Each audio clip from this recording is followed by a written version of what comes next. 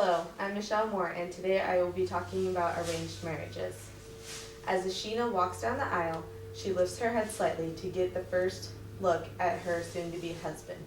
She walks down the aisle slowly, peering out from her pink sheer that is placed upon her head by her mother. She grabs his hand for the first time. According to divorcerate.org, 50% of all first marriages in the United States end in divorce, and only 1% in India. If you look at the first handout I gave you, it will show you differences in the divorce rates in different countries, including Canada, the UK, Singapore, and other various countries.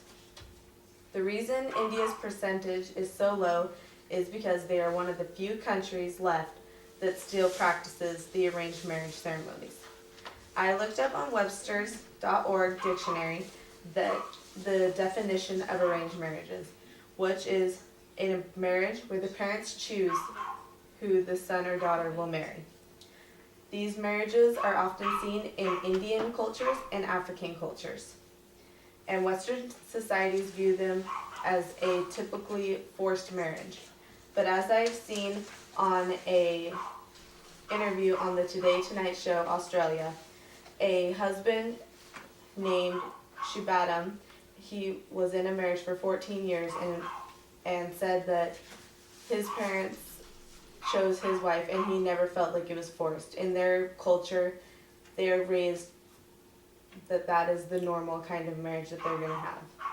I think the best way to inform you about arranged marriages is to talk about first the history and how it came about, and then the process of how the arranged marriages go through. First, we'll talk about the history. The arranged marriages date back to 500 BC and originate in India. They first started with the stripping of women's independence and placing them under a man's authority, which closely follows their religious beliefs. They also liked this type of marriage because it prevented intermixing between ethnics and caste, which is very important in those cultures. Some arranged marriages are arranged at birth between the two families. Next, I will talk about the process that the families go through for these arranged marriages. The process is very important and very traditional, and is often the same throughout the cultures. The first step in the process is the matchmaker choosing. The matchmakers are chosen by priests, religious leaders, or family friends. The matchmakers are most often the parents or grandparents, but in African cultures, there is a person that considers themselves the matchmaker as a profession. Next is expressing the qualities. The parents most often choose the qualities that they would like their children to look for, but they are most heavily influenced by the boy or girl. Next is the exchange of information. The information exchange includes photos, special information, and just basic information, and is reviewed by the parents and the boy or girl. Next is the meeting, and this is a very ceremonial meeting. The boy's parents come to the girl's house, and the boy doesn't come along. The girl comes on a very traditional dress and serves tea and other foods. Last, if the match is the one that they are looking for, then a engagement ceremony goes on. In India, it's called Roka.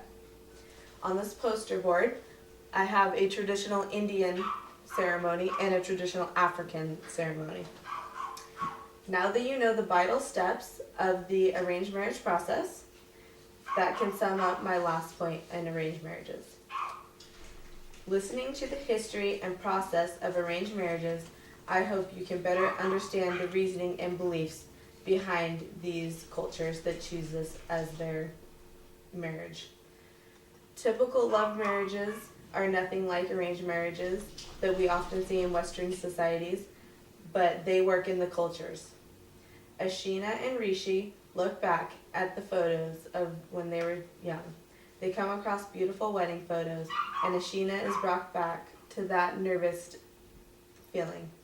She doesn't regret at all choosing an arranged marriage because she has had 30 years of marriage and has lived a full and wonderful life together.